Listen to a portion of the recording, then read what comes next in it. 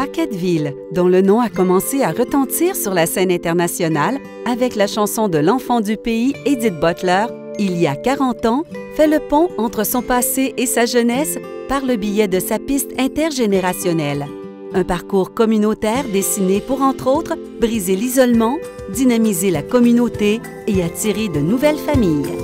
Il y a un comité de parents qui s'est mis en place. Ils ont commencé à ramasser des sous pour remplacer le parc actuel. Et c'est là qu'on a décidé de faire l'anneau de marche, l'anneau intergénérationnel autour du parc.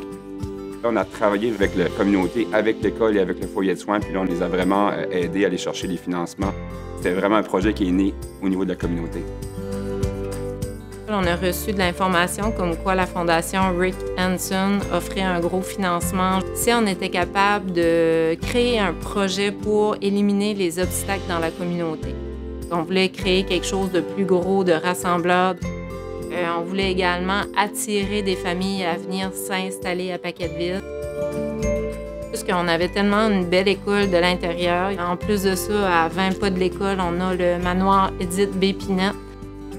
Donc, c'est vraiment là que les idées ont commencé à germer pour un projet intergénérationnel.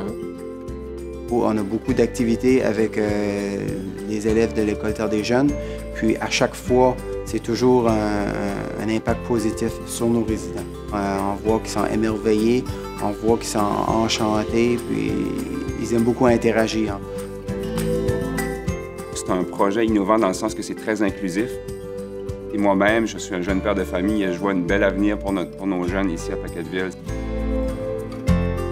Quand on est capable de s'assembler, de se regrouper ensemble avec la communauté, et c'est là qu'on devient une force. Et quand on est capable de donner le sentiment d'appartenance à la municipalité, à la communauté, aux gens, c'est là que ça devient intéressant.